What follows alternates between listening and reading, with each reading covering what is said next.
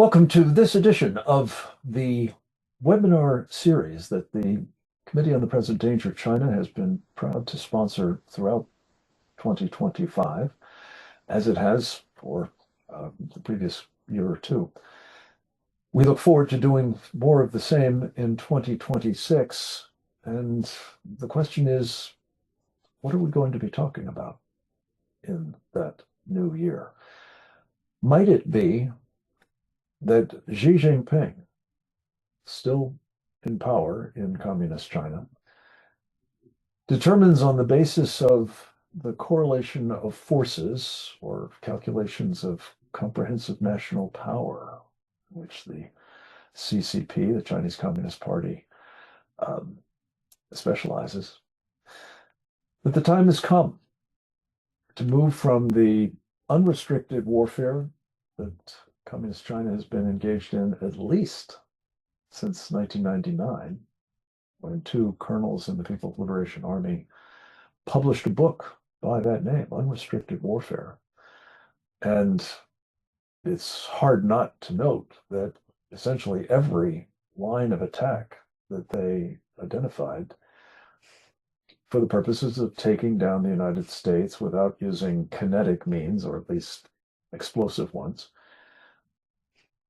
has now been operationalized by the Chinese against us with considerable devastating effect.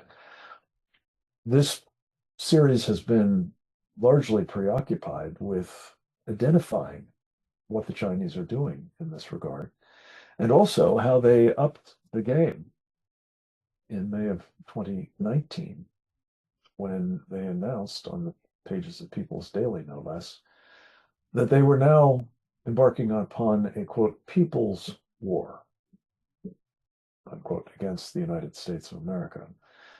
Further ratcheting up, in which it was clear every aspect of Chinese society would be mobilized and weaponized for the purposes of defeating the enemy, which would be us.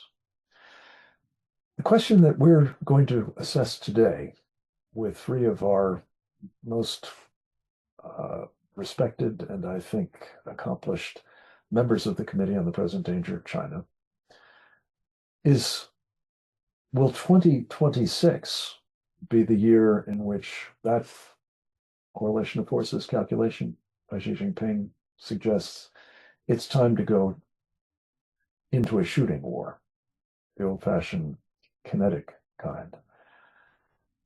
The evidence that that may be the case, the evidence that at the minimum, the option is now available to Xi, is what we are going to particularly focus on today.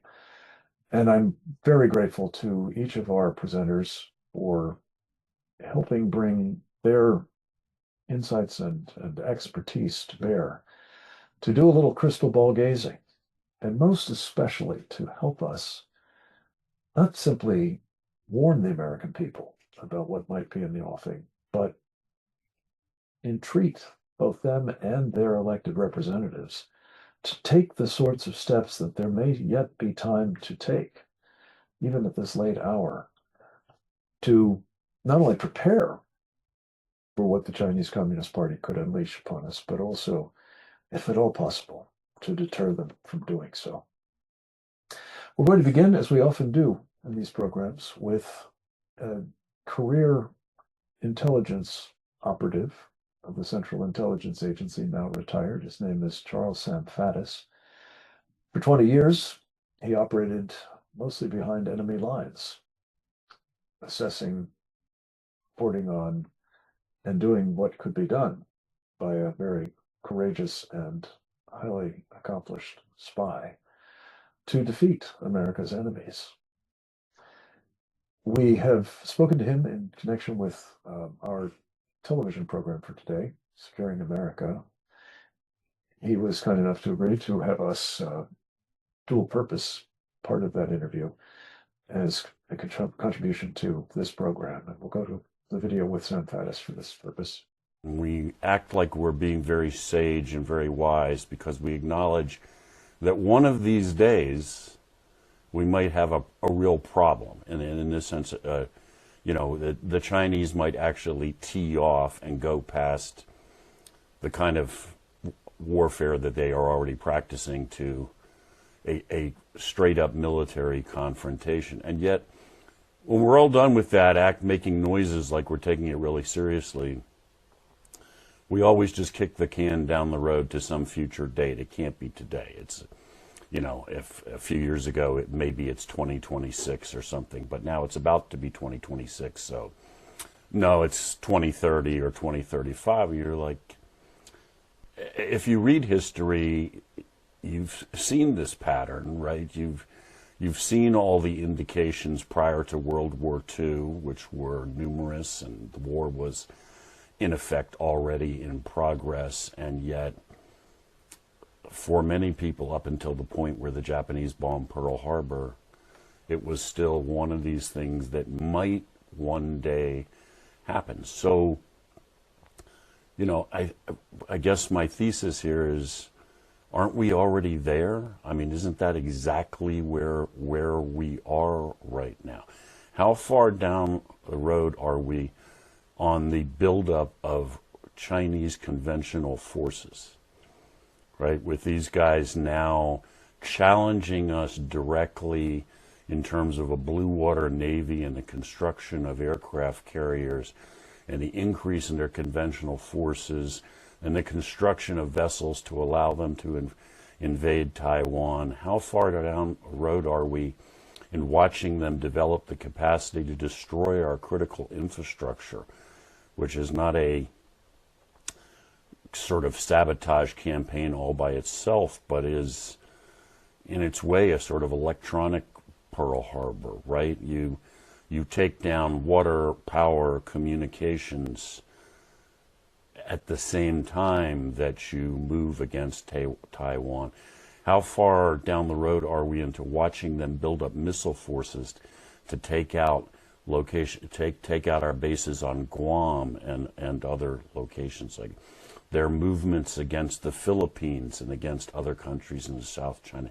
I mean, you look at the totality of this and you think, okay, well, we are there. This is not one of these days, 10 years from now, maybe in a fantasy world. We are on the cusp, and I guess what I find most alarming is there seems to be a complete absence. I mean, obviously not amongst certain people. We talk about it all the time. But at a national level, where is the awareness of this and the sense of urgency that we have to move? I was talking to another colleague this morning before I came on, and I was talking about when I was in the United States Army before I became a JAG officer. I was a tanker, and I was at Fort Knox, Kentucky, going through armor school in 1983. Well, my class motto was "Kill Russians." Not informally. When you fall in, you have to sound off with your class motto. Well, that is what we yelled in unison, and it was written in Cyrillic on our T-shirts that we wore to do PT. Now, not the most subtle thing, perhaps, but the point was, that's what was drummed into our head all day, every day. Your entire purpose, your existence, is you're supposed to be the guys that go to the Fulda Gap and stop the Russians from making it to Paris in about 48 hours. And we trained against their tactics and trained for that purpose and knew precisely how many Russian tanks we had to destroy for every one we lost. But the point was, it was crystal clear who the adversary was, and we didn't dance around it. That was our purpose. Yet that seems to me to be completely absent from now. We're still talking, even under this administration, talking in terms of coexistence and cooperation, and these guys want to tear our throats out, and we're still talking about getting along with them. As Captain Fennell would say, why don't we start with the main thing, right? I mean, obviously the United States faces a variety of threats, and we need to be focused on them. I'm saying we should ignore them. But isn't the existential threat from our number one enemy on the planet the main thing? Doesn't everything have to be driven by what happens when the Chinese move against Taiwan, take out Guam, sink one of our carriers in the South China Sea? What's the plan? Well, the plan, despite all the talk, the answer is we're not focused on the main thing. Our missile stocks are down to the point where, the estimates are 7 days into a war with China, we're out of ammo. That's a bad thing, as we would say, right? That's a big deal. Across the board, we are nowhere close to ready for this. Well, as often is the case, a bracing message from a man who is very clear-eyed about threats. He has lived amongst them and helped counter them for his entire professional life.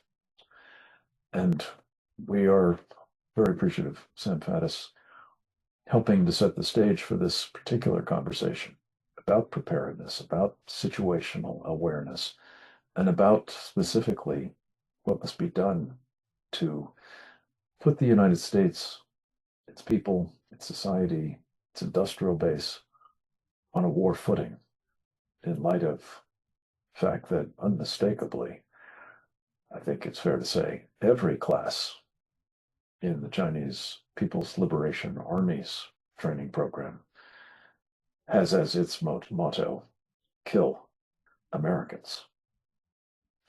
A man who has also served his country with great distinction, both in the uniform of the United States Marine Corps as well as a Foreign Service officer, is another of our very, very important members of the Committee on the Present Danger of China, and almost indefatigably contributor to these programs and the work of the committee more generally. His name is Colonel Grant Newsham. He is retired from the Marines and has been in business for quite some time in the Far East, since leaving the Foreign Service, in which he served in the U.S. Embassy in Tokyo. He's forward deployed in the region, and we're very grateful to him for working the dog watch, I guess is what they call it, the very, very late hours that we cause him to keep here. And he does it uncomplainingly and with great effect, for which we're very grateful. He is, among other things, a frequent contributor to periodical literature with essays and columns and other pronouncements, frequently on programs, including, of course, ours, Securing America. But in addition to all of that, he is the author of a best-selling book, When China Attacks, a Warning to America. And we've asked him to talk through with us what that looks like when China attacks, should it decide to go kinetic. And most especially, what we should be looking for now as we try to discern if that is in the offing in 2006, or perhaps if we're lucky, somewhat further down the line. Colonel Newsham, once again, welcome to this program. Thank you for being up in the middle of the night, your time, and for your help in illuminating all of these issues as you inevitably do. Thanks very much, Frank. Glad to be here. After listening to Sam Faddis, I feel like going back to Oklahoma and pumping gas. But until then, I'm going to address this question. Is China going to go kinetic, or are they going to start shooting in 2026? Now, of course, I don't know. And I think the only one who might know is Xi Jinping, but I'll sort of walk through how I think about this. And my sense of it is that at least I get asked to say, when do I think China is going to start a war? And I said from September 2024, anytime after that, I would not be surprised. So we're somewhere into that, sort of that range. In fact, I'm surprised it hasn't happened yet. And I think that it would have if Kamala Harris had been elected president. The Chinese pay very close attention to the state of affairs in the United States, in Washington, and particularly the Oval Office and who's in there. And if they look weak, look confused, distracted, that makes it really tempting for them. But they pay very close attention to that. I think the election of Donald Trump in late 2024 probably caused them to rethink this. China's military actually is really good. 25 years ago, you'd find that military officers used to laugh about it. They used to joke about the idea of China attacking Taiwan as a million-man swim, but they have taken the last few decades of American sort of indifference and actually accommodation to build up a military which could cause us an awful lot of trouble. And they can throw their weight around in Asia, just about anywhere, if they have a mind to and are willing to take the heat for it. And they are capable of going after Taiwan. They are capable of thinking that they could succeed in an amphibious, airborne, full-scale assault on Taiwan. And they've been capable of this actually since at least 2000, I would say, and probably a lot longer, probably maybe even 2010. People have downplayed it, dismissed it, but I think that's wrong. You would often hear that the idea that an amphibious operation is the most complex military operation known to man, and the implicit subtext was the Chinese are just too stupid to figure this out. But that is dangerous condescension, and too often that has been how we've looked at Chinese military capabilities. But they have gotten actually very good in all spheres, and they're getting better. They know where their shortcomings are and are trying to address these. And I would take the word of Admiral Paparo, the commander at US Indo-PACOM, who said not all that long ago that what the Chinese are doing around Taiwan is rehearsals. It's not exercises. And Admiral Paparo is good on this subject. He has all the intelligence. And if he's saying that, well, I'm willing to take him at his word. And anytime the Chinese want, they can start a war, to start an attack on Taiwan. The one thing I think that holds them back, and that they may sort of pause, is that the opposition in Taiwan, the KMT in particular, is led by some people who are very pro-Chinese, who, if they could, they would disarm Taiwan and pretty much surrender to the PRC. That's how bad it is, as hard as that is to imagine, but that's the nature of the opposition in Taiwan. And the opposition controls the legislature. And the Chinese look at this, and I think they're thinking, well, let's see how this plays out. Let's see how the political situation, the domestic situation in Taiwan turns out, see how the next election goes, and we'll try to help it go a certain way, of course, and then see. So the Chinese are able to go after Taiwan anytime they want, and I think the one thing that does hold them back is the state of domestic politics and having their proxies pretty close to being in power in Taiwan. But one thing I'd notice is that the focus here is always in Taiwan. It's on Taiwan, and everyone talks about when is China going to go after Taiwan. Some years ago, a foreign reporter, back when the word actually meant something, told me, he says, look where everybody else isn't.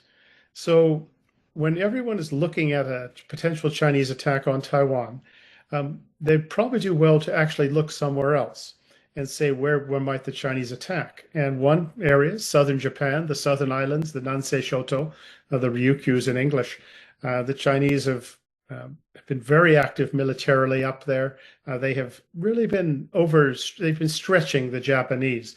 And the Chinese, on occasion, actually have put in several hundred fishing boats into those waters up there. Best just sending a message to the Japanese saying, anytime we want, we can swarm you. And I think they just might. If I was a betting man, I would put a little money on the Chinese actually seizing some Japanese territory down south, maybe even taking a shot at a Japanese Coast Guard ship, Japanese fishing ship, just to get things started. And that's somewhere that I think some attention should be paid. The Chinese would like nothing more than to have their victims fire a shot. And then they can claim they were provoked, they had no choice, it's all everyone else's fault. You can see that they have been trying to provoke the Filipinos. They've been trying to provoke the Japanese for at least 15 years. They haven't taken the bait. The Chinese interceptions of, say, Australian, Canadian, American, Japanese surveillance aircraft, these are intended to cause some trouble and to have the other side respond. And the Chinese are showing that they really don't care if somebody gets killed in all of that. So the idea that the Chinese are somehow sort of reluctant to shed blood. I don't think that's quite right. And so another possible option, of course, besides Taiwan, Japan, maybe go after the Philippines, some part of Philippine territory, where you put the Filipinos in a position where they cannot respond and dare the Americans to do something about it. Additionally, maybe take a shot, say, at some aircraft of not of the Americans, but of somebody else, and see if the Americans are willing to risk World War III in exchange, after something like that. So one thing I would say in terms of where the Chinese might operate, it's probably not going to, if they go kinetic, it's not going to be, say, any more than 1,000 miles off the Chinese mainland. And that's about the range at which they can really sort of project power effectively. So who's in there? Well, we just named it: Taiwan, Philippines, Japan. I don't think they're going to go after Korea. The Chinese have a friendly administration in South Korea now. They probably wouldn't go after Vietnam, and I doubt they would bother with Australia at the moment. And keep in mind that within that about 500 to 1,000 mile range, the Chinese have a huge overmatch over just about anyone else. They can put, for example, into the South China Sea, when the Americans send a couple ships through, the Chinese can cover it with at least 10 to 20 for every ship that we put in, more if they wanted. And that doesn't account for land-based forces, that weaponry that they can deploy. So, yes, we can sail anywhere we want, but the Chinese can outmatch us in terms of numbers in particular, and their capabilities are good enough. And one should remember that a military only has to be good enough to do a certain thing at a certain place at a certain time. So while the Chinese have shortcomings, and while we would probably defeat them if the fight was off of San Diego, if it's much closer to the Chinese mainland, that's going to be a very bloody affair for us. Now, one thing to keep in mind and to watch, and we've been watching it for some years now, is actually Xi Jinping's efforts to sanctions-proof the Chinese economy. They've been storing oil, food, natural raw materials, stockpiling it far beyond any reasonable need. And Xi Jinping talks about this, and he even is warning, he's telling his population to get ready to absorb some punishment and to eat bitterness. He's been talking up the Korean War is actually a very sound move by Mao Zedong, getting into that despite the punishment China suffered. Put all these together, and that sort of, one should be worried. And he also finally has some allies. The Russians and the Chinese have never gotten along better than they are now. The North Koreans are a useful cat's paw as well, stronger than they've ever been. And we may laugh about this as being just sort of these weird communists or dictatorships that are joining together, but they have some punch and can cause us lots of trouble. He also has plenty of votes that he will get in public forums like the United Nations from the so-called Global South. They've been very careful about that. One weakness the Chinese have that they have to consider is the role of the US dollar as the dominant currency, and Chinese money it really isn't very useful overseas. That is a huge weakness, but if you're willing to accept the punishment and the trouble that's caused of being sort of cut off from the global economy, the Western trading system at least, that may not be as big an advantage as we think it is. Would China's economic difficulties cause Xi to lash out? I don't know. And I would suggest that it's 50-50 on that. Perhaps more, he has staked his reputation on taking Taiwan, sort of rejuvenating China, being seen as the guy that has brought China to the forefront, and if not world domination. And in that sort of a system, if you put your reputation out there, at some point you're going to have to deliver. And Xi Jinping told President Biden in San Francisco a couple of years ago when they met, if you heard what he said, it should have made your skin crawl. He said, yes, all this talk about Taiwan, peaceful resolution is good, but we're not going to wait forever, and you Americans have to cooperate with us. It's putting the onus on the Americans. So what we're ultimately talking about, of course, is kinetic warfare. And that's the actual shooting. The Chinese conception of war is very different than ours. And they've been at war with us for 30, 40, 50 years, and they'll tell you that. And the attacks, of course, have come on, say, the economic front, financial, propaganda, buying off, it seems like half of America's elite class, if not more, winning over Wall Street, etc. And they've been fighting this. They've been improving their position. They've been weakening ours. They've caused us to turn on each other or stoke that sort of entropic warfare, all the while building up a military that is a force to reckon with. And read the Department of War's annual China military power report, or just even skim it, and you'll get a sense of what I'm talking about there. Meanwhile, we don't seem able to even figure out how to build warships the way we need to do it. We seem to stumble over the simplest things. And China also looks at this and says, well, we caused the Americans all this trouble with COVID, an act of really biological or chemical warfare, and we suffered no punishment for it. And then fentanyl, we've killed about 750,000 Americans with this drug, taken the equivalents of 3 or 4 divisions of Army or Marines off the field every year for about the last 12 years. And that's just the dead. The wounded are about 10 times as many, and the punishment for that, pretty much nothing. The other day, Mr. Trump did issue an executive order calling fentanyl a weapon of mass destruction. But let's see what actually gets done with that, to punish China for what they've done. So China looks at everything. It looks at its military, looks at the state of America, looks at the state of the countries around it, and it looks at what it just might get from starting a war. And it just might say that now's the time. So, do I know exactly when, or I don't know. But I would say if I turned on the news and saw one day that China has started shooting somewhere, some of the places we've talked about, I might be a little surprised just that it happened, but I would not be shocked. I think that's where we are now. So thanks very much. Colonel Newsom, thank you for an incredibly comprehensive overview. Deep crystal ball gazing, I think, and some very helpful pointers as to what to be both looking for and preparing to counter. Precisely what I hoped we would get from you. And as usual, you have not only served up what is required, but done it surpassingly well.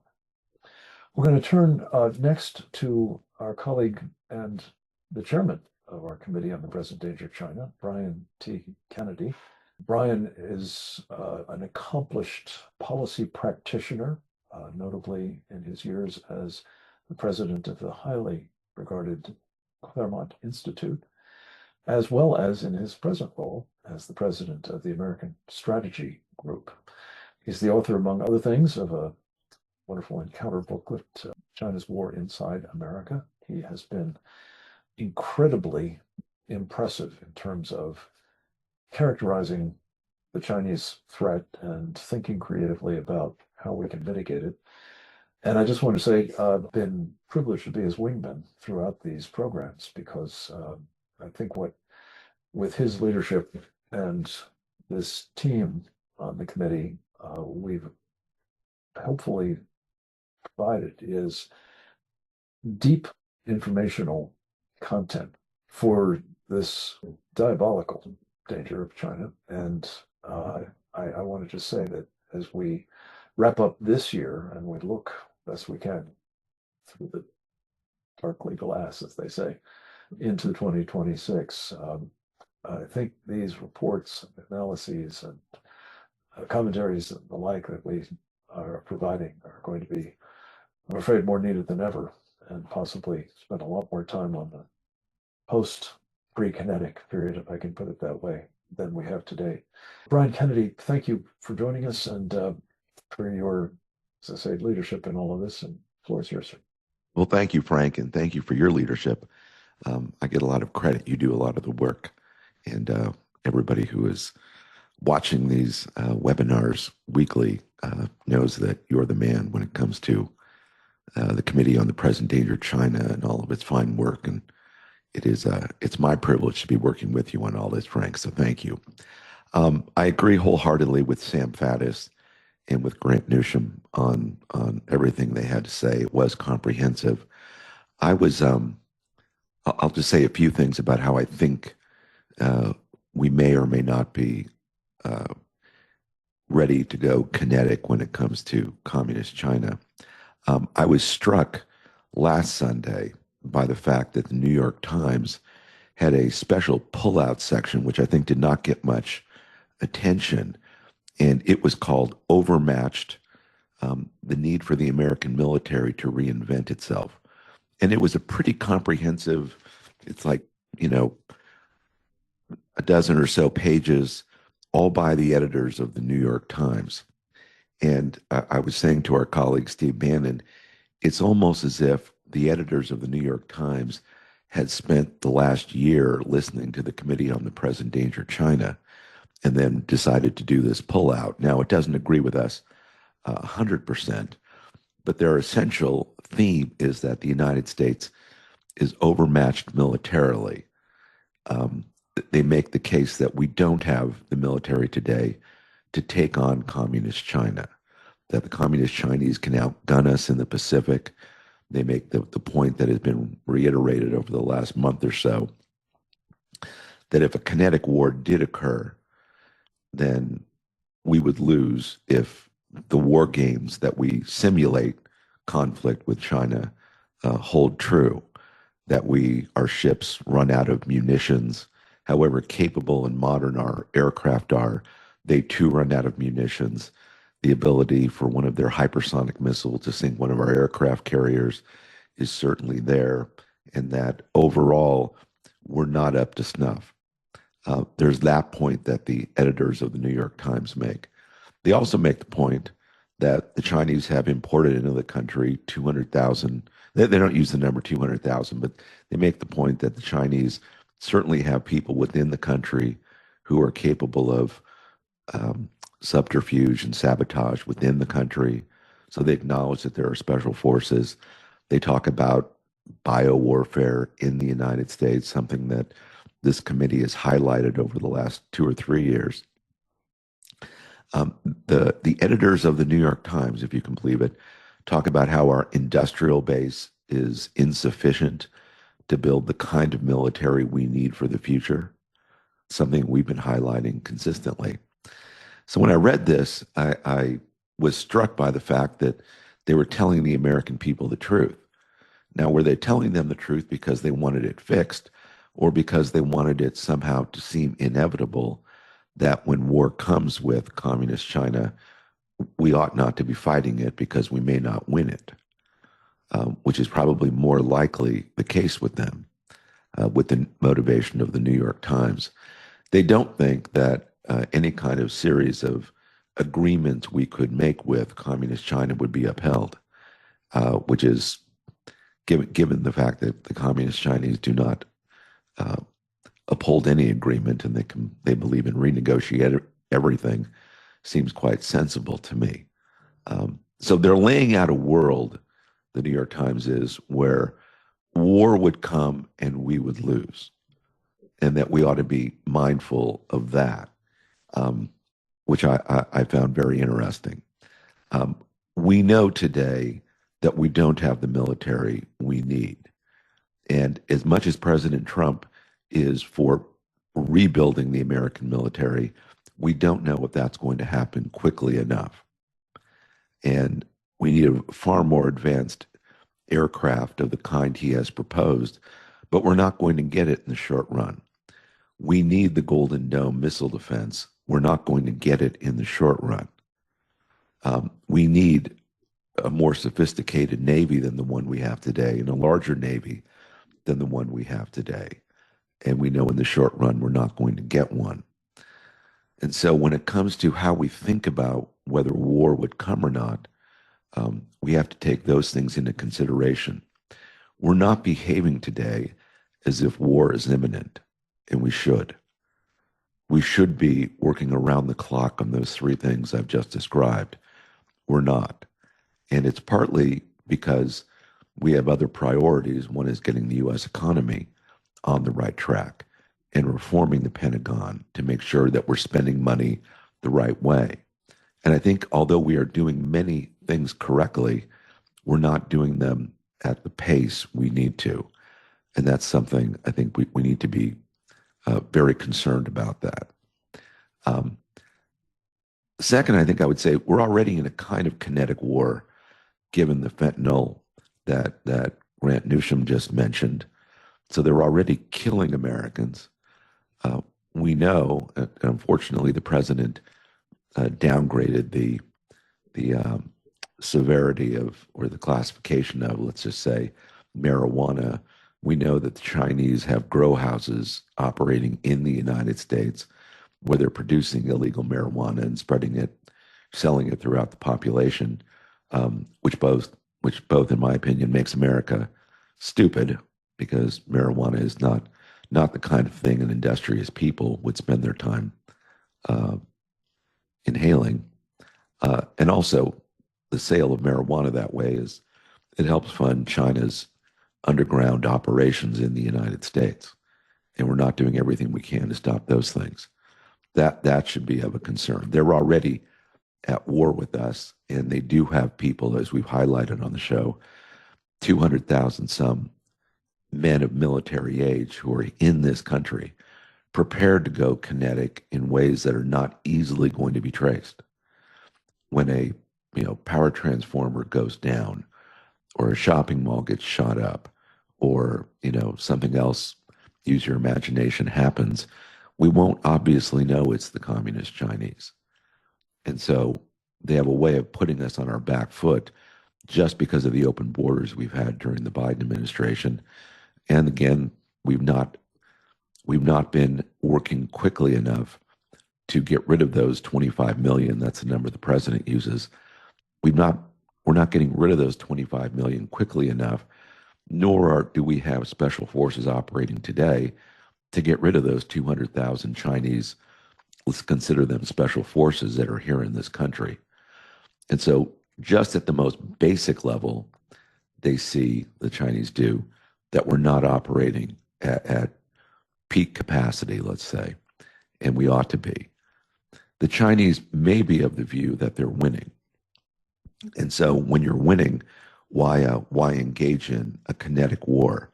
They seem to be getting from the trade deals we have with them, greater cooperation. We've agreed now to sell them our second best AI chips that NVIDIA produces. They seem to have us over a barrel when it comes to rare earth minerals, and it's one of the reasons we're selling them the AI chips. And so from a economic point of view, they might believe they're still winning. Their trade deficit with the U.S., I think, was $1 trillion this year. And so why upset that apple cart? If they did go kinetic, they would have to be prepared to lose all of that. And yes, they may be able to store foodstuffs and oil and other things. But if you're talking about a kinetic war with the United States, you're really proposing a global reset of the economy, where they may have to go it alone. Are they prepared to do that? Well, they might be. We at least have to be prepared to have the kind of military that can deter that option. And today we don't completely have that without going nuclear, and that's not something anyone would desire. We also have to consider that over the last decade, they've had very close relations with Venezuela. And, right now the U.S. has a large military contingent off the coast of Venezuela. In Venezuela, the Communist Chinese have provided them with fighter aircraft, maybe 20 or so. They've given them certain kind of missilery and other advanced weaponry, and we're not exactly sure what that looks like. And so they put that just off the, coast of the United States, as it were, Venezuela being in South America, but not that far away from the United States. The Russians have as well, and quite possibly the Iranians have as well. So the Chinese, the Russians, and the Iranians have played a kind of surrogate game in Venezuela. So they move on Taiwan. They could also be moving on the United States from Venezuela.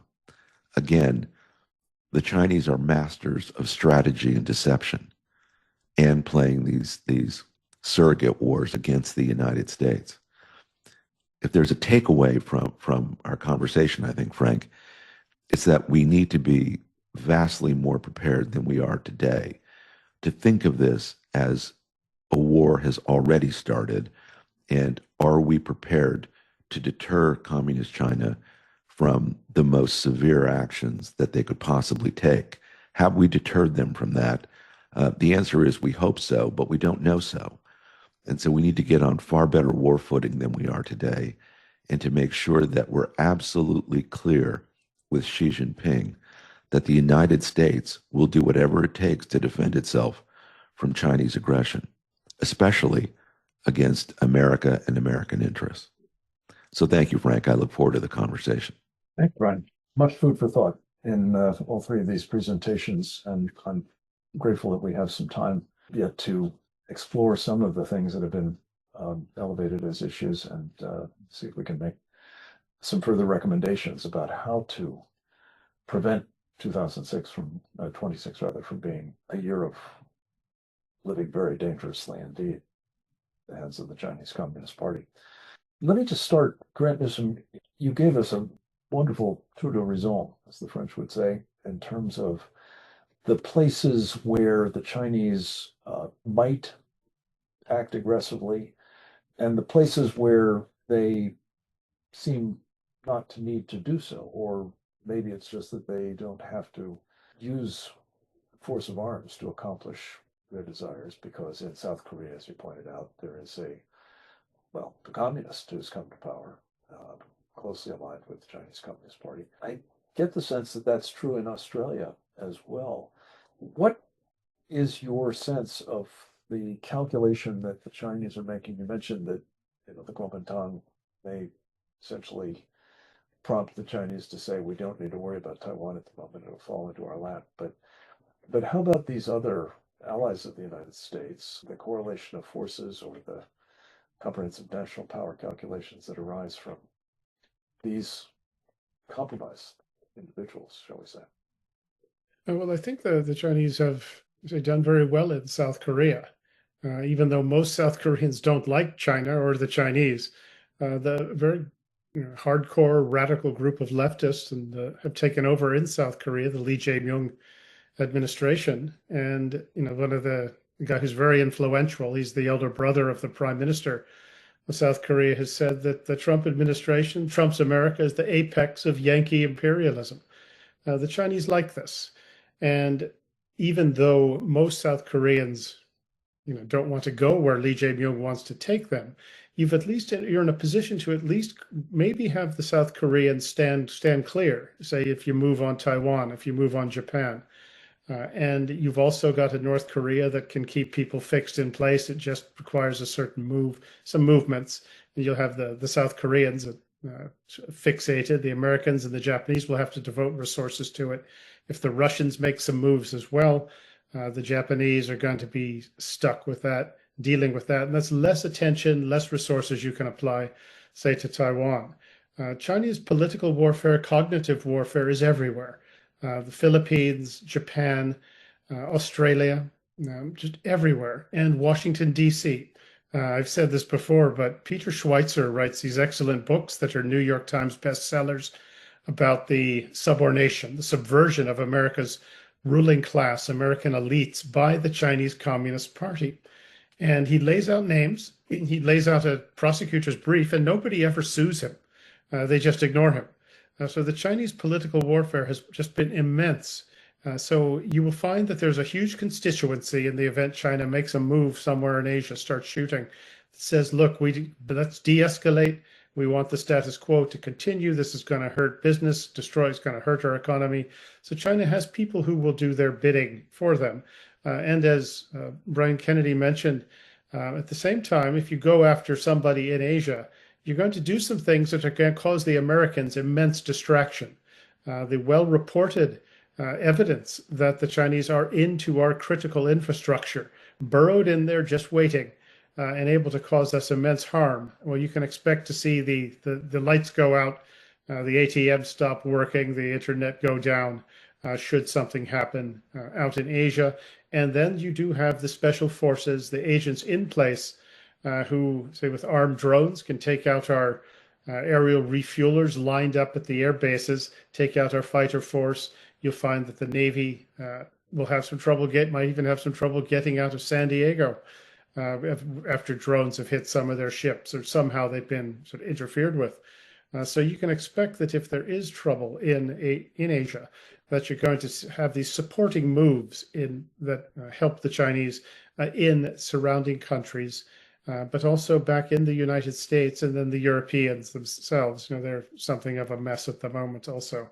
So China, when they look at what they're going to do, they tend to look at the whole map and see how they can set things up to give themselves the best chances of success. And they spent decades doing that, and they've had a lot of success. And it just makes it more difficult. It's a bigger challenge for us. The game's not over, but we do need to wake up and have some urgency about dealing with it. This is clearly a recurring theme, waking up and preparing up.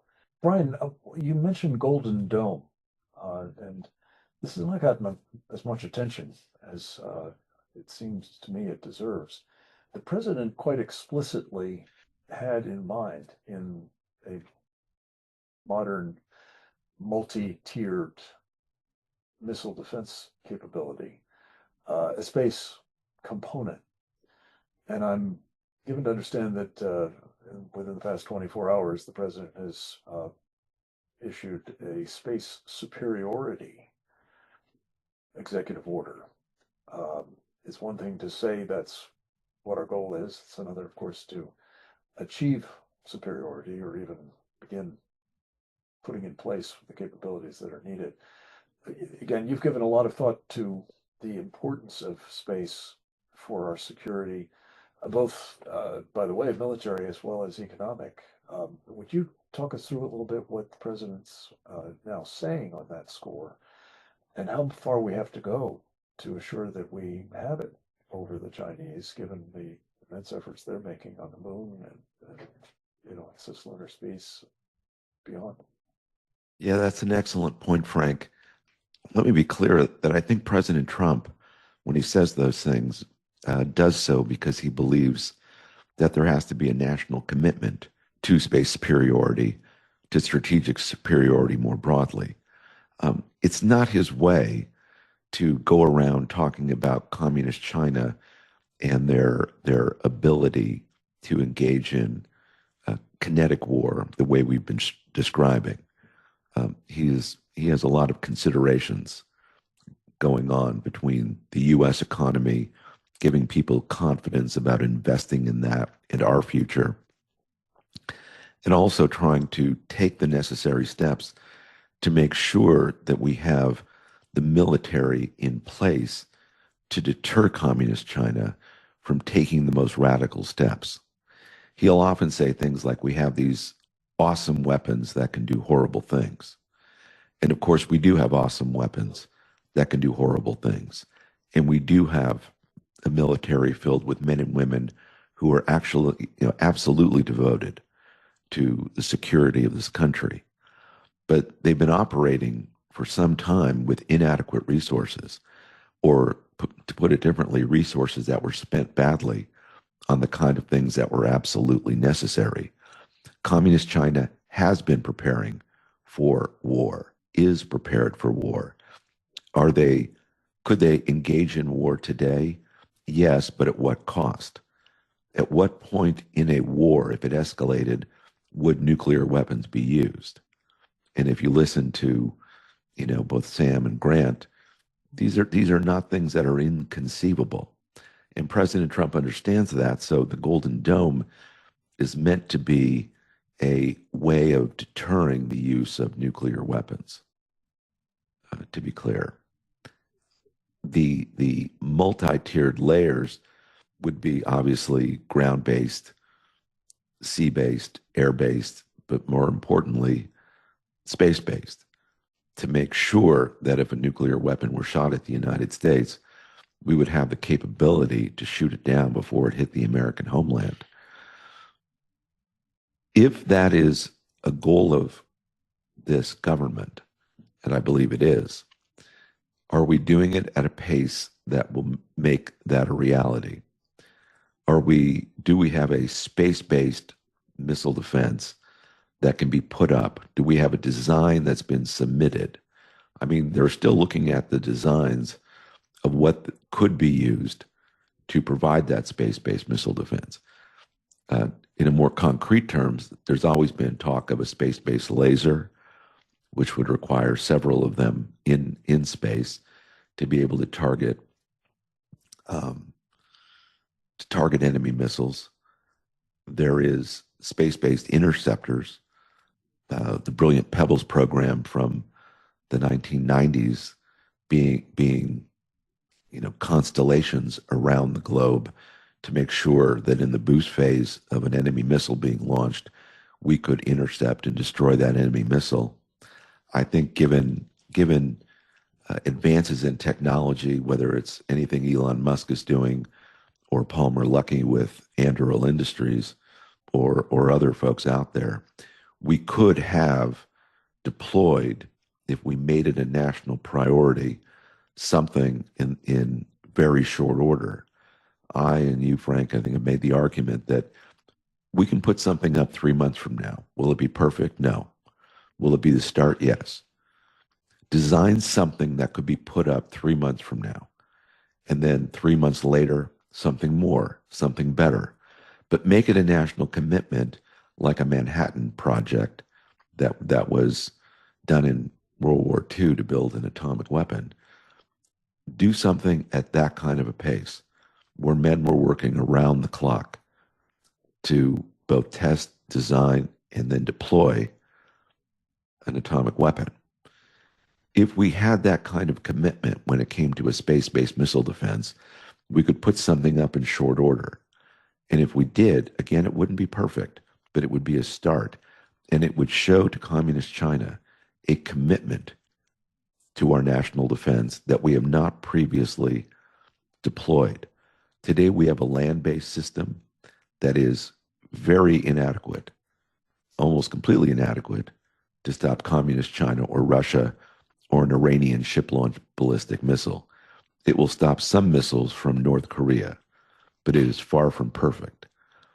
There are air-based defenses, like drones, that could also be used, perhaps off the coast of North Korea, or off the coast, perhaps, of Communist China or elsewhere, to make sure that an enemy missile could be stopped early in its launch. Again, we're not putting the resources toward these things to get this done in a timely way.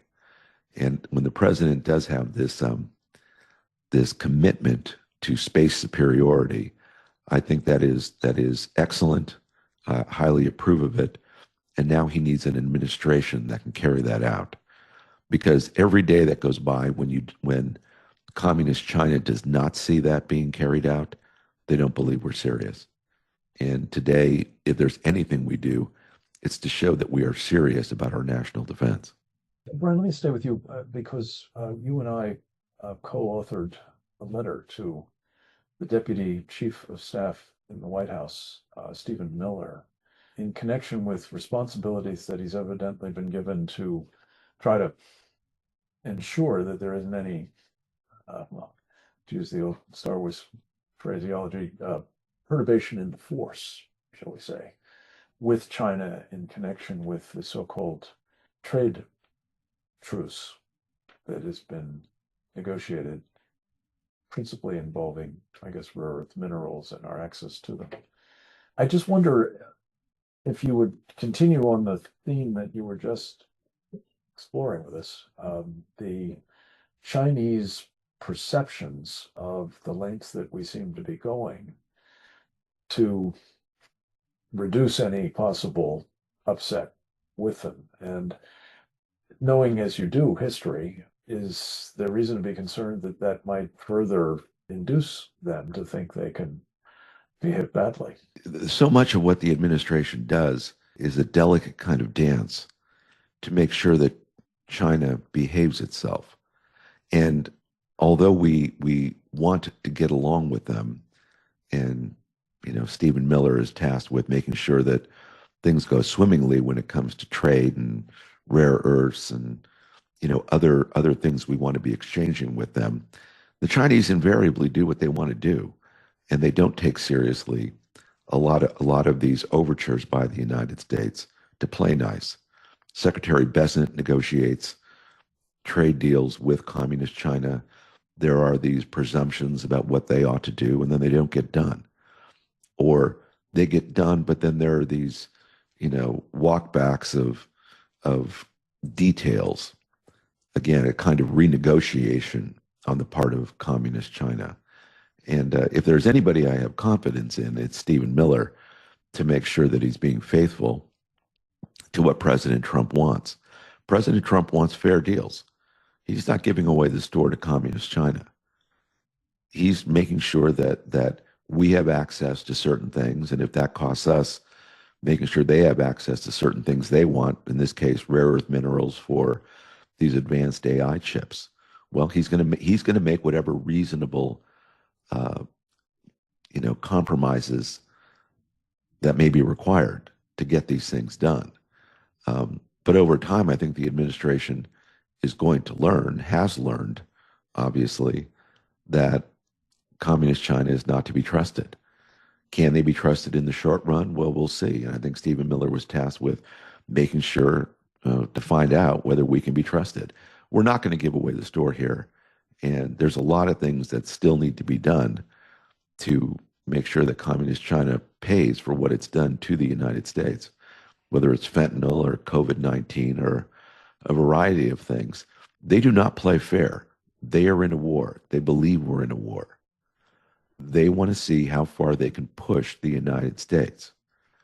And I think it's the job of the committee to highlight these things, to help the administration make sure that the American people understand this, and to describe for the administration just what the communist Chinese are doing strategically when it comes to their desire to dominate the world, including the United States. The Chinese strategy has been to extract from the United States for a half century our technology and our know-how. And that continues to this day. If it were up to me, I wouldn't sell them anything. I wouldn't buy anything from them. And I wouldn't have a single Chinese national in the United States. That's what war looks like, by the way. If we're really in a war with them and they think they're in a war with us, we have to think differently than we do today. And yes, it's organizing our national economy and our national resolve to make this a reality. We're in the process of doing a lot of good things. And part of that is an orderly decoupling from communist China. And how that occurs and can we do it in an orderly way is going to be kind of messy at times. Witness the rare earth minerals and these AI chips. But we should make no mistake to our countrymen that is absolutely required for our national survival. Couldn't agree more. And I would just say that the thrust of the letter, and I'd love to get your response to this, Colonel, that we sent to Steve Miller was one of the things that should be done here is picking up on a theme of the national security strategy that, as you say, trade should be fair and reciprocity should be one of the, leitmotifs of trade, is that if the Chinese are in fact going to restrict the access of American defense companies and what they perceive to be dual use manufacturing concerns, they would not be, in other words, given the free flow, as they say, of Chinese rare earth minerals, then the least we can do is stop funding Chinese military companies, of which there are quite a number traded, if not actually listed, in our capital markets. And this, Colonel, I know is one of the things that as a business leader, as a guy who has been very anxious about what these elites are doing with our money, is something you are rightly focused on as well. But I would just ask if this sort of subsidizing of the enemy's military industrial complex, especially, but really it's given their civil military fusion, it's pretty much the whole, national industrial capabilities of China that are similarly configured to support their military. this would seem to me to be something that is both urgently needed, of course, cutting that off, if not as Brian would like, and I would, wholesale decoupling, but at the very minimum, on a reciprocal basis, impinging upon their military industrial capabilities. Shouldn't we be about that right away? And if we don't, is this likely to be seen again by the Chinese as a lack of seriousness on our part and further perhaps inducement to upping their game in terms of their warfare against us, Colonel? Well, I think the short answer to your comments is yes. The Chinese look at this and they're always looking, and they're saying, are the Americans doing something that hurts us, that we don't want them to do, puts us at a disadvantage and improves the American position? And I don't know that there's a lot of things they see that they must really like, as you said, that they still have access to American capital markets. They can list their companies in the United States without following any of the rules anyone else does. They can register their companies to trade shares as well. And they've caused all this harm with fentanyl and no real response to it. The Americans, until maybe last week, were dithering about it and seemed to be happy to have the Chinese just promise to talk about it, see if they could actually find out who it was that was making this fentanyl that's going to America. They can do the mathematics and can count our number of ships and how fast we're building them. They have some sense of our war stocks.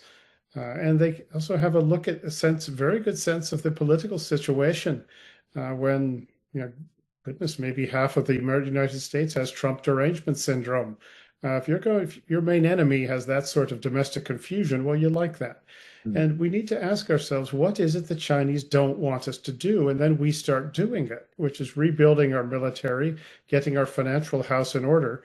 And like Xi Jinping has routinely complained to the Americans, don't weaponize trade, which means that when we use trade as a weapon to pressure the Chinese, that they don't like it because it's effective.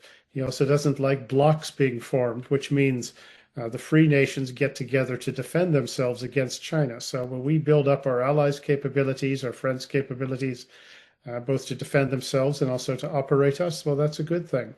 But this national will commitment, if the Chinese see that, they're not going to like it. And when they're still allowed to buy property in the United States, basically run the marijuana business, the marijuana farming business and distribution business and the financial end of it all in just about every American state, nothing's done about it other than we talk about it and Senate congressional committees issue reports. Well, they see a country that is not all that serious yet. And fundamentally, if our thinking is that, well, we're going to compete with the Chinese and we're going to outdo them, we're going to outperform them, well, if that's our thinking, we're going to lose. Because the Chinese don't see this as a sort of a competition. They see it as a war. So when one side is trying to kill you and you think that you're going to somehow deal with them on a sort of normal basis, have a normal relationship, well, that's just never going to happen. I don't know when we're going to wake up to that. But at some point, this is going to, we're going to have to break into two blocks worldwide. And one is the free nations and the one is the other nations. And until we get there, it's going to be perilous for us because China is building up quickly and we're not. And they are actually, they're behind our lines. They're in the United States. They're all over the Pacific and just waiting. And so we're getting, unfortunately, we're not doing what's necessary. And the Chinese like what they see. So always look at things from your enemy's perspective. And that's the word they use. They call us the main enemy. Is look at it and ask yourself, what is it that they don't want us to do? And then you start doing it. So it's not all that hard to figure out. And mention the word reciprocity. Well, that's something that even a monkey could figure out. That, well, if you can't do something in China, why should they be able to do it here? It's a pretty easy standard to apply. The donor class may not like it. Wall Street may not like it. And the Chinese and their proxies would scream bloody murder. But that just means you should do it. Colonel, one more to you, and then back to Brian to close us out. The point that you made about marijuana is really resonating with me, both in terms of this idea that we want more of it to be consumed in this country, and that the Chinese are, doing these grow houses operations. A variety of states across the country. I know Maine and Oklahoma get a lot of attention, but it raises a larger point to me, and that is the role of the American people in all of this. There is a often used expression, of course, that you're encouraged to see something. If you do see something, I should say, you should say something about it. And my concern is that, especially, in light of all of these important points that you and Sam Faddis have made, are the American people equipped to know what to look for, whether it's in row houses or whether it's in firing ranges or factories or other places, to know what to be seeing when they see it, and then saying something about it. I'm very persuaded, particularly, and both of you have spoken powerfully to this, the fact that we may have as many as, well, let's just say 10,000, let alone 200,000 Chinese special operations soldiers in our country, with presumably orders to cause massive disruption on command. Is there any evidence that the administration is taking this threat seriously and is equipping the public to be on the lookout, crowdsourcing, if you will, the kind of situational awareness that is necessary, hopefully, to rolling these guys up before they do harm, and at the very least, countering them if, God forbid, that happens. What are your thoughts on that, Colonel? I haven't heard it nor seen it. I haven't seen anyone addressing the U.S. public about this threat and the need to do something about it. And that's where an administration has to take charge. There's obviously good people like Representative John Molinar and the Select China Committee, who's excellent. And they put out excellent, very good reports. But it really requires somebody with the bully pulpit to actually start proselytizing about this and speaking up. And we just haven't had that. Unfortunately, I think the American people in general would respond to this. And I would point to that Chinese spy balloon that came over the United States a few years ago, that when people looked up and saw this and asked what is going on with the People's Republic, what is going on with China, that did more than anything that anyone has ever written, probably put together, to wake up the American people. And I think that it just really requires something to spur them into action. Sometimes it does take a punch in the nose, but I think the Americans would understand it. But also local governments, local law enforcement has plenty of tools to address this issue. And some states have done it very well. Oklahoma, Kansas, Nebraska, a few examples, Texas as well. So it can be done. And I'm not too confident about the federal level, but the state level. You can create awareness, you can take legislative measures, law enforcement measures to go after this, but it has to be a priority, and you do need you have to do it nationwide as well. So it's not at all a lost cause, but it is getting a bit late in the day, and one hopes that that we do wake up. But when you say, for example, when you do look at the role of the Chinese in these marijuana farms, grow houses, it is as depressing as anything could be. And if this is not a national emergency, one hardly knows what it would be. But I said there's some places that are doing good work. There's a private outfit, State Armor, that is excellent.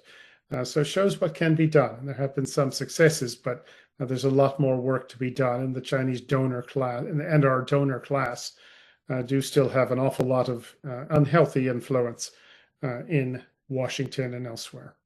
Brian Kennedy, finally, when you think about these strategic matters, I wondered if one of the things that might also be communicated to the public about what we're up against is evidenced in what we've just witnessed the Chinese doing to Jimmy Lai, a unbelievably impressive human being, a billionaire who is now almost certainly serving what will be a death sentence in Chinese prison for having stood with those who aspire to maintain freedom in Hong Kong.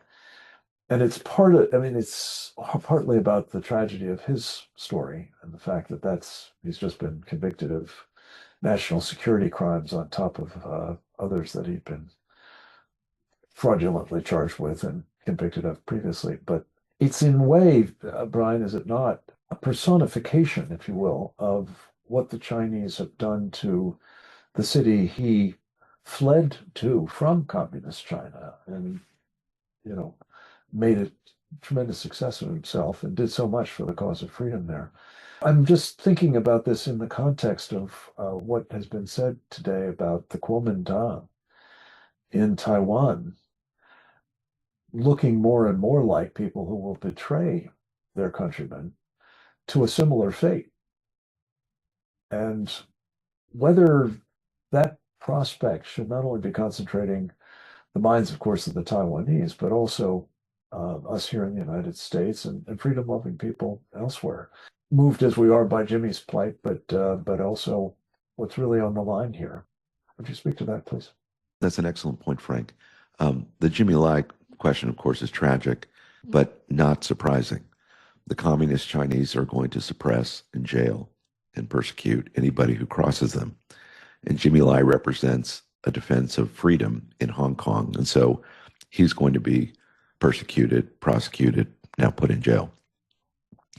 It should be a signal to the people in Taiwan that you can't make a deal with communist China, that ultimately, over time, they're going to have their way wherever they want to, really, whether it's invasion or economic absorption of Taiwan, that the communist Chinese are the rulers.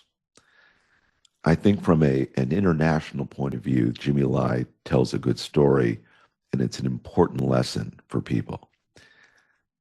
But when it comes to Americans, I don't think Americans look at that and think much about it, just to be blunt. They look at something happening in China or Hong Kong, they expect the communist Chinese government to do those kind of things. And so that will not be, it seems to me, a very important lesson for Americans.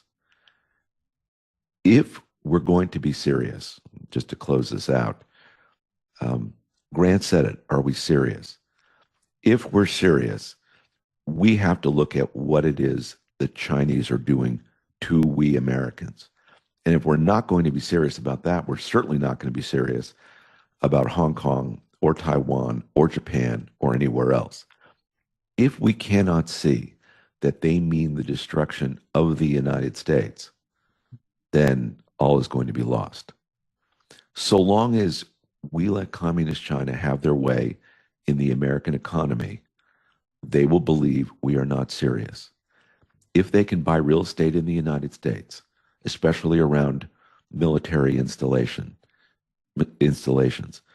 if they can come to U.S. stock markets and raise capital, if they can trade almost at will in the United States their goods, the Chinese will not believe the United States is serious. Today, the communist Chinese owe American citizens almost $7 trillion in defaulted sovereign debt. $7 trillion. Are we forcing them to pay on that? No. They don't have to, when it comes to the stock market that we've talked about a lot on these shows, we don't require them to even have the accounting standards of American corporations. There is no reciprocity here. That may be a principle that the Trump administration has stated, but we are not operating in such a way that reciprocity is actually taking hold or being enforced against communist China. So long as that is the case, the Chinese themselves will believe they are winning the war. And if there's anything Americans should be taking away this holiday season, is that freedom is a very precarious thing in the best of times. Even though we have President Trump, who's the greatest president of my lifetime, if he is not supported by the American people and by a more robust administration, the future of this country will be very much in jeopardy. We can fix these things, as Grant says, but it is getting pretty late in the day. There needs to be a national commitment in 2026 that we will take the necessary steps both economically and militarily, to make sure that we're defending the interests of the American people. That's President Trump's goal, and it's an aspiration, but we've yet to achieve it. That should be the thing we focus on in 2026. Amen. Brian Kennedy and Grant Newsham, as well as Sam Faddis, we deeply appreciate your contributions to our understanding of where we are at the end of 2025, how we got here, the mistakes that we've made that have made the prospects for 2026 quite daunting. It may not be too late, but if it isn't too late, it is going to only be because we have aroused ourselves to understand what these webinars, now some 220 of them, I believe, that the Committee on the Present Danger China has sponsored, all of them available again for free at presentdangerchina.org. And the kind of information that we've been marshaling and trying to disseminate as widely as we can are the sorts of things that need to now translate into a heightened degree of situational awareness, yes, but also action on the part of the American people. And I'll just close with this thought. One of the other things that is going to happen in 2026, of course, is there will be elections nationwide, not national elections in the sense of presidency, of course, but in terms of members of the Senate, members of the House of Representatives, some governors, lots of state legislatures. This is a moment for an informed and urgent national debate about the sorts of things we've discussed here today. It can be the catalyst. It can be the mandate for action by those who are elected come the fall. And I'll just conclude, as we have done on occasion, picking up on your point, Brian, and that is that as certainly one of the other contenders for the position of greatest president of my lifetime, Ronald Reagan famously told us repeatedly, every generation faces an existential threat to freedom. Unfortunately, in our time, the Chinese Communist one is absolutely existential in its magnitude, but it's not alone. And as we have been talking about in other programs sponsored by our Institute for the American Future, in the context of the Victory Coalition, for example, the Sharia supremacists, who are in many ways joined at the hips with the Chinese communists, not necessarily in terms of the end state they seek, but in terms of achieving the desired end state by getting rid of us, a shared objective, as it is with those we address in our sovereignty coalition, the globalists, the elites internationally, as well as here. This makes the character of the threat, the existential character of the threat to our country in this moment in 2026, the sort of thing that simply cannot be ignored. So it starts with, I hope, those candidates running for office, seeking not just votes, but seeking a mandate to do as Ronald Reagan famously did, which is to make clear the nature of the threat his generation was facing from the Soviet Union at the time, and to make the American people aware of that threat and enlist their help in acting upon it, first with their mandate and then with their support politically, as the resources are marshaled and the actions taken that are needed. So I simply would close in prayer for a peaceful end to 2025 and the prospects of a peace through strength in 2026 that protects this country from all comers, including most especially those emanating from the worst malign ambitions of the Chinese Communist Party. And we thank all of you for attending this particular program, if not in real time in the days to come. As always, we ask your help in bringing it to the attention of others in your circles of influence who need to know as well what's on the line and need to be enlisted as well in the corrective actions that are now required. God bless you. God bless America. God bless this experiment, this providentially ordered experiment in freedom in 2026 and beyond. Over and out.